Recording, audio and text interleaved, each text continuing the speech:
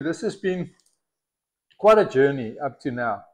I'm not a dietitian or nutritionist or a scientist. My background is in electronic engineering for probably 25 years of my life.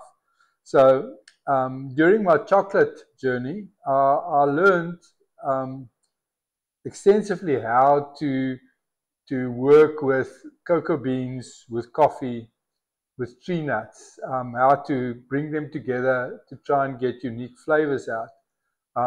So on the one side, one hand, I had a little bit of experience in that. But even in that, I had to learn new roasting profiles because it's new or smaller equipment than what I was used to. So I started the journey essentially just retraining myself on how to roast the various nuts, get back into coffee, as well as into cocoa beans. And that took some time. The next challenge was in making these was the whole sugar issue. To add sugar, not to add sugar, to use coconut sugar, maybe look at honey, because I want to keep this product as natural as possible. And then I started playing with, I got samples of allulose, played with different types of stevias in it, and as well as with monk fruit. And then again, that by itself is not sufficient to first of all enhance the flavor, plus get the required sweetness. So I had to look at a fiber to combine with the sweetener component in order to get a pleasant taste and the fullness associated with that. And that sugar journey was another journey that took me a couple of months down the line. Eventually, I believe I've got something really special in that. It's very natural. I'm only using monk fruit. I'm combining it with soluble fiber to get the flavor or the sweetness profile I've got. During this time also, I looked at bringing all sort of things in from a functionality perspective. I experimented with functional mushrooms. I looked at adaptogens. At the end of the day, I decided to leave them out. First of all, they impacted flavor and mouthfeel, but I think that was not the main reason. The main reason that the further I researched into it, I discovered that those are very personal. So depending on your body makeup, you would require different doses to achieve different functionality. And certainly with my background, that wasn't something I was going to get myself into. And since then, the journey has been to try and to combine various tree nuts and seeds with cocoa beans and coffee, and to try and come up with, first of all, a great flavor, and also, based on my journey, my health journey, to be able to create products that also support that journey. So yes, we are now on batches 82 on, but it's been quite a journey up to here. I believe we're fairly close. At least the family are now enjoying tasting the product. I think in the beginning, especially in the phase where I was adding the functional mushrooms in, they certainly didn't enjoy it. I'm about to start batches 82, 83, and 84. And the purpose of these, or the changes in these, is in the previous ones, I think we're getting closer to the flavor versus omega balances. So with this one, what I'm doing, the challenge with the last one was in the delight as well as in the balance, is that the flax was too high and it created that sort of heavy sensation inside your mouth. The flavor also, that a slight impact, but not too serious. So what I'm going to do in this one is to get rid of that heaviness. I'm reducing the flax, adding in chia, and adding in a little bit of macadamias, just for that butteriness of the macadamias. First, we're just going to heat the seeds. The purpose here is not to roast. I don't want to destroy the natural properties of it.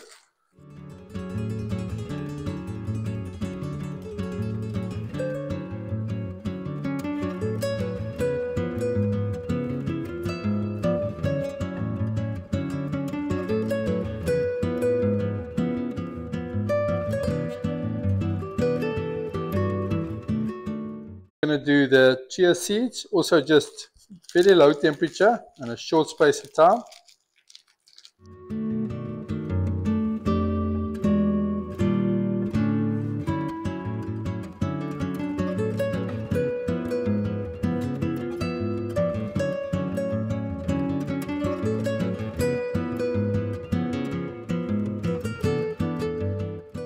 Okay, I'm going to take the flax extended roast out shortly. It's very difficult to get rid of that greenness in both the chai as well as in the chia, sorry, as well as the flax. As the temperatures are so low and you want to keep it low, you don't want to take it higher than that. Otherwise you destroy all the other properties. Okay, now that the seeds are done, I've increased the temperature slightly. What we're going to do now is the almond.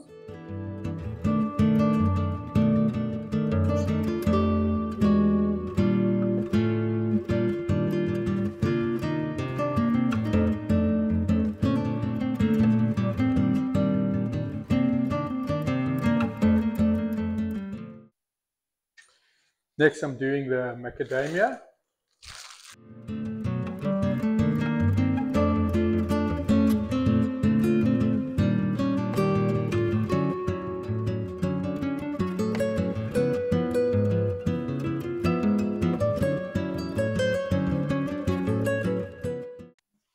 Next, we're going to do the pecans.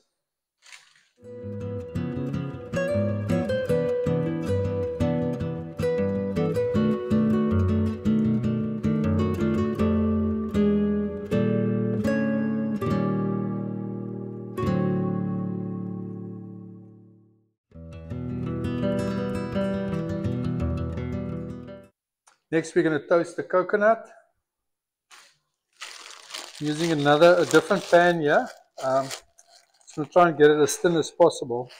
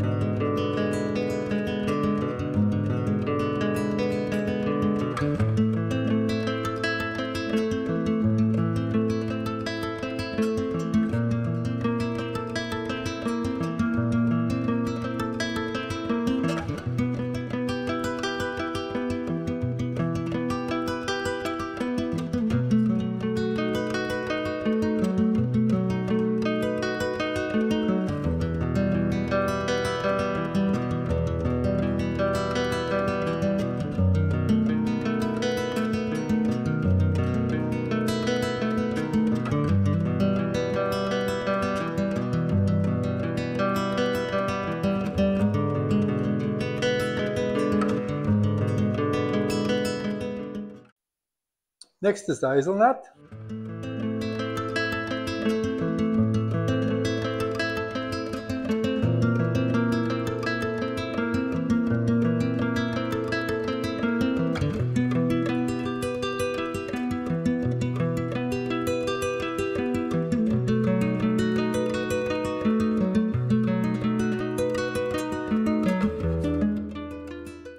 Okay, next we're going to roast some coffee. This is Tanzania. It's Arabica. It's for use. Currently, I use coffee in a Delight, one of them. Then I also use it in Lift. That's a product that you haven't seen me make yet, but that's an afternoon booster, so we say. And then the morning charge, I also use coffee. So coffee is quite a big part of the product set. First, we're going to just preheat the little roaster.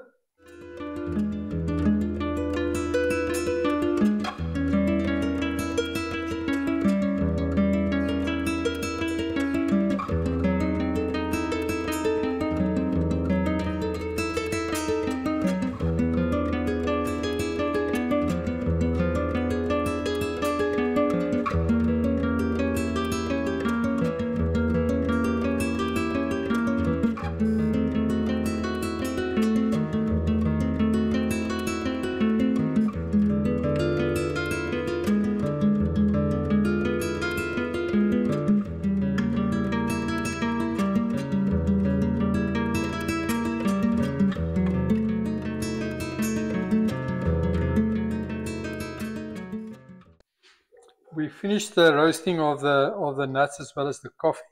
So the next is we're going to load the melangers again. So I just want to go through. So we're going to load the light again, same machine, 82. We're going to, which is batch 82. We're going to load charge, which is batch 83 in machine number 2. And then we're going to get balance, which is batch 84. We're going to load in the old melanger, batch 84.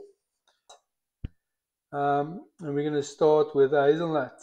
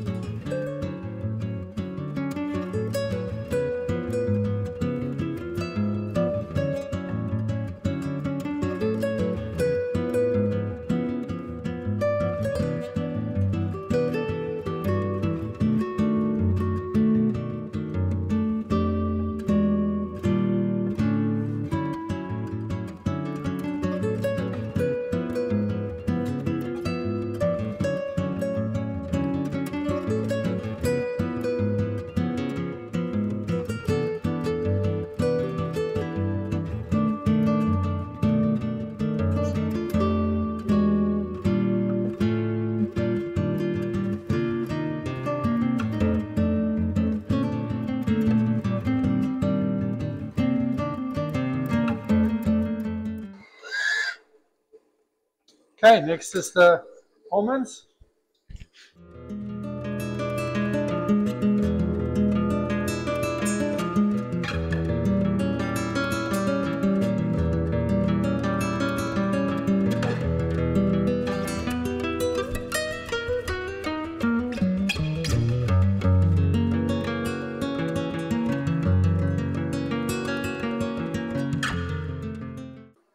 Okay, it's been running for a while now, so the next thing we're going to just add the cocoa butter.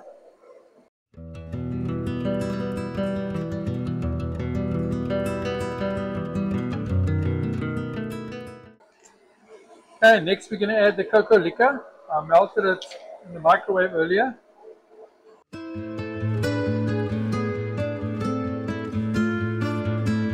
Okay, so we're ready for the small micron fine, what do you want to call it, ingredients.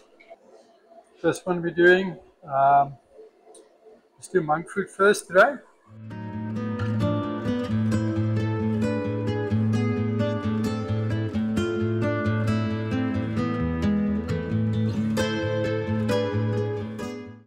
Next is the vanilla.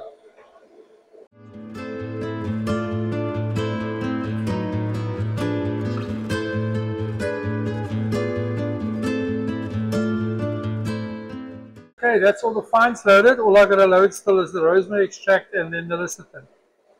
And the lecithin is tomorrow morning. Okay, we're going to do delight first this time. That's batch 82.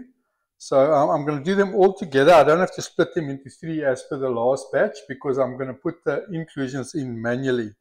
So I'm going to do one big temper. And then we're going to just continue with it, and then I'll do the inclusion bits when I do the molding.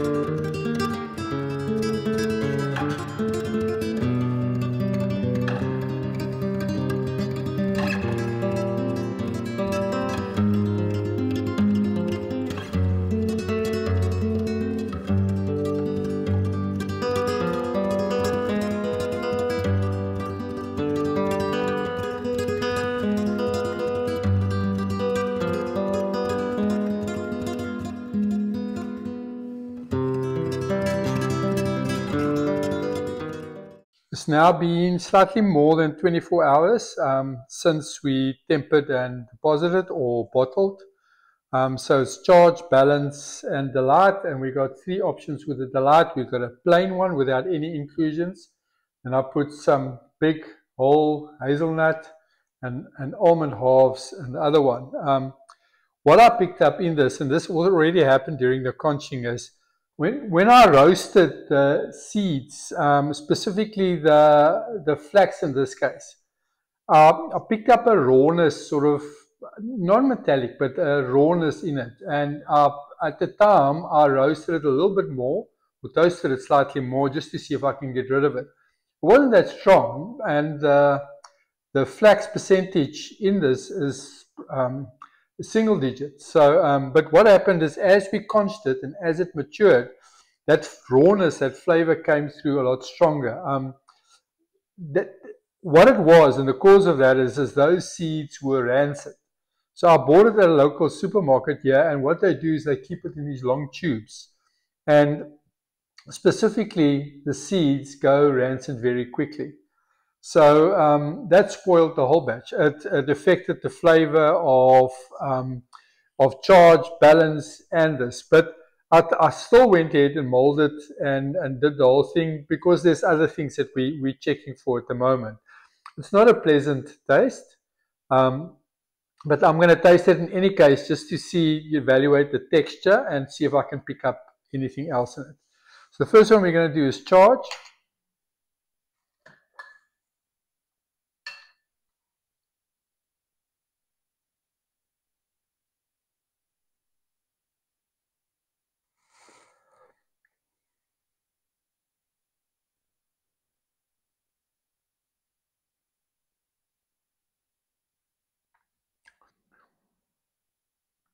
It's actually not bad. I'm not picking up much of that, and because it's got the coffee in, the coffee comes through quite strong. It's very nice, so I can use that.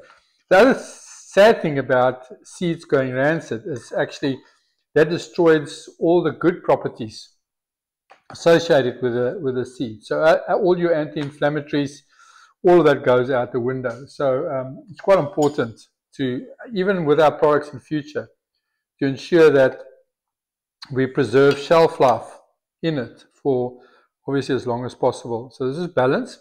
I'm expecting quite a lot of that in here, because there's no other flavors that we added to be able to overpower that. Texture is amazing.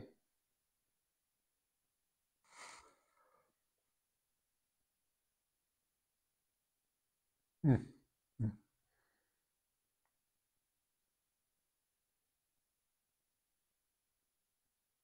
Yeah, it's definitely there. There's also a slight heaviness in it. And I'm sure it's from the seeds. So in this case, it was the flax that went rancid. Okay, so we're going to taste the plain first. First, I want to see here how it demolds and the structure of it. On the last one, we had a problem, and that was because of the high percentage flax seeds in it. But let's see if that is better this time. Yeah, no, this is much better. It won't ever get the shine that a normal chocolate has, because it doesn't have enough cocoa butter and it doesn't have that sort of stability. But this is pretty firm.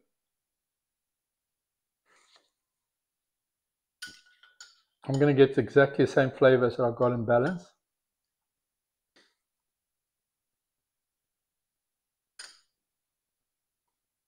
Texture is amazing. Okay, let me try the hazelnut one next.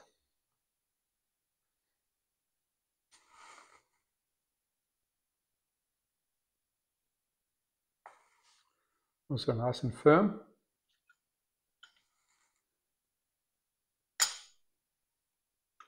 You see there the hazelnut pieces. So we had whole hazelnut in this.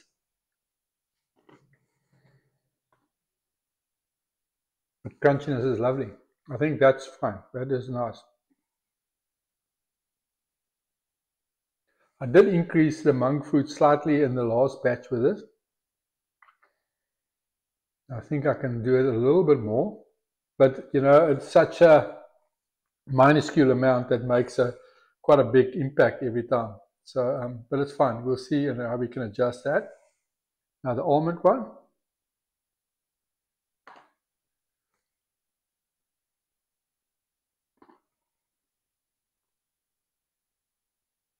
Now the bigger inclusions, huge difference.